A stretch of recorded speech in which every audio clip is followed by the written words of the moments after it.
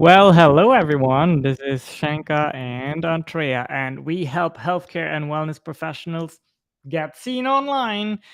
Today, on Juneteenth, we apologize for not doing this in the morning, but we had to celebrate in the morning, right, Andrea? Yes. That's why we are live now for you all at the same time. We can do a split test. Split testing is important in marketing. Basically means you want to see how the one action compares to the other.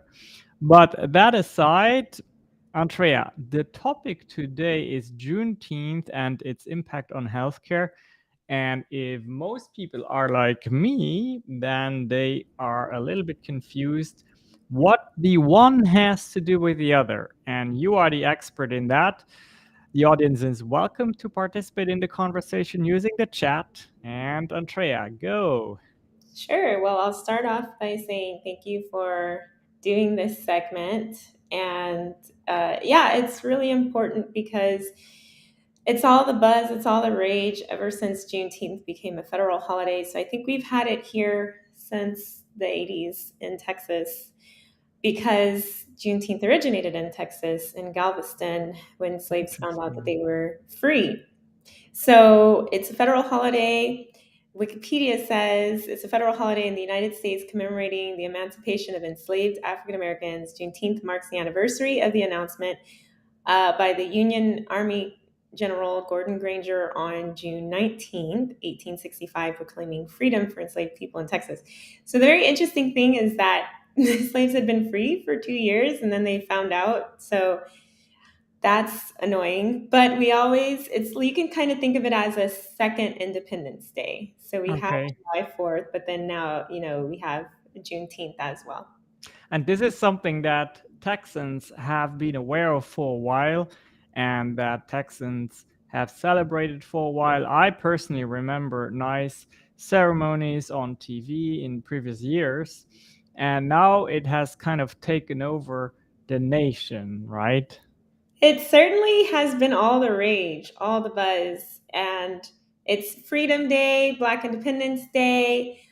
Like I said, as you know, super huge here in Texas, and it's another day to celebrate. It's really if anybody is, well, I won't go into the whole history, but there are implications for the healthcare field because now that there is visibility to this holiday, it highlights a lot of the legacy of disparity in healthcare treatment as well, believe it or not.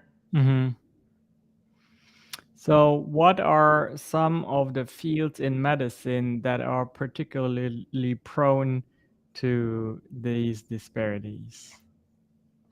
Where do I begin? Really, everywhere. I mean, we could start with primary care, we could go into gynecology, of how Black women's bodies have been used for eons, for centuries, with experimentation. We could talk about the disparity that happens in clinics and hospitals with there being the belief that's still pervasive to this day that Black people don't have as much pain, Hmm. that the skin is thicker, and all of these things. And I don't think people mean to be like, I doubt that students are coming in to medicine like, oh, I have this deep, long held belief that Black people act da da da da da. But it just somehow happens in medicine where these beliefs that have been passed down, like I said, from legacy, from the inception of the United States, due to the way things have just worked out, that, unfortunately, Black communities are very impacted because if you believe that we feel less pain, well, then we're not in need of pain medication. If you believe that there's an over exaggeration, maybe they won't get preventive care in the way they should.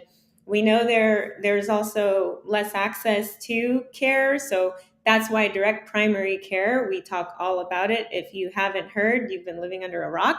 We always talk about the accessibility to care and being able to see a doctor. That's something that's amazing and brilliant. And one of the turnarounds to this whole situation is that those that are twice as likely to die from heart disease, being the Black community from 18 to 49, more likely to have hypertension and diabetes, leading cause of kidney disease, all of these things. It's really important to understand how all of the puzzle pieces fit together and why Black communities now, with Juneteenth being visible, we can start thinking about, okay, what does this mean for healthcare and how can we help? Hmm.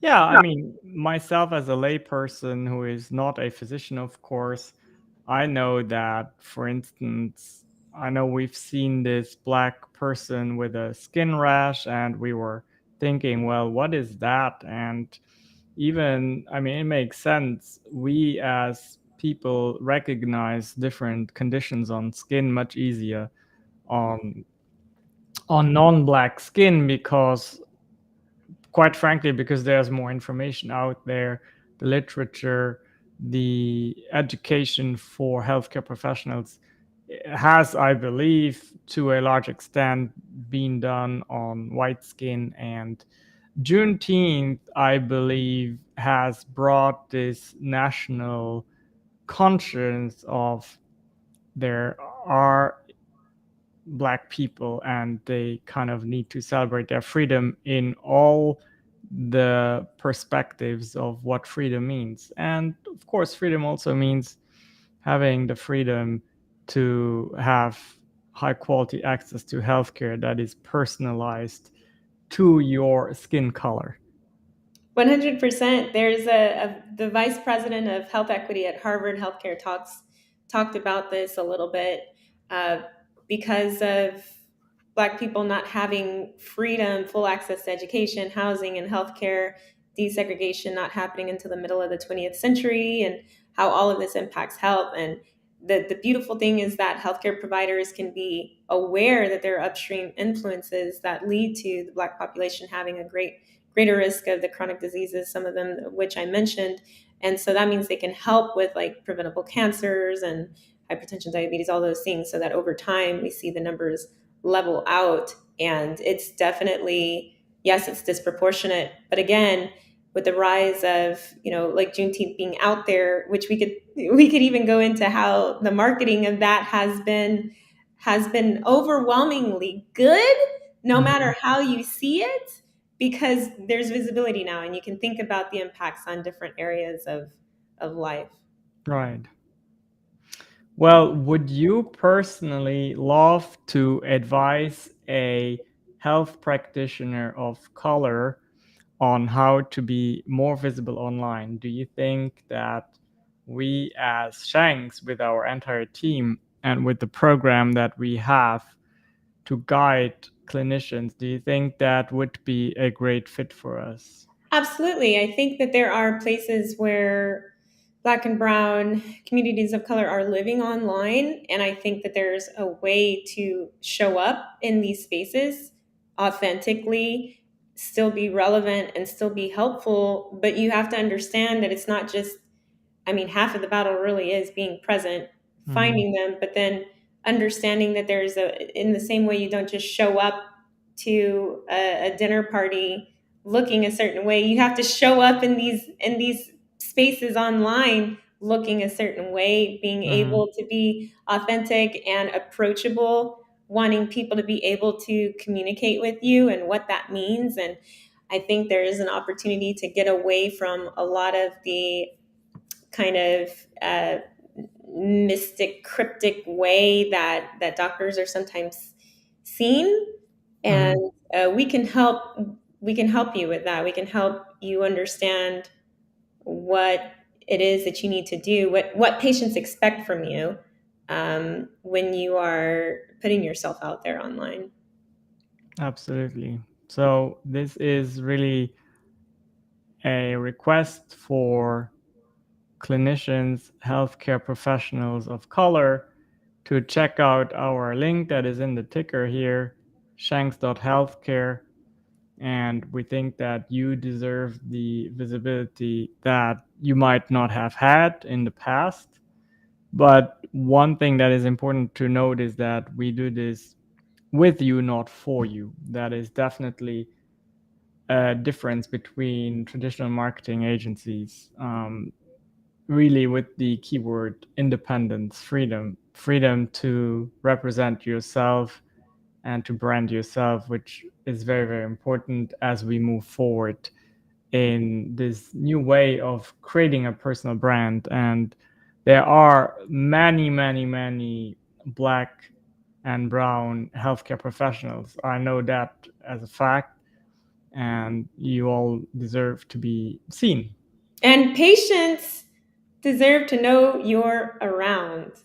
Yeah. Absolutely want to be able to come to a healthcare professional that looks like them or understands them and make a real impact on their health by just partnering with them to be a decision maker of their health. It's such a personal thing and it's such an important, vital thing in Yeah. 2022 that you are out there, that you're visible, tangible, operational, that you have a brand that speaks for itself as well. Again, showing up to the room in the right clothes. You do the same thing online.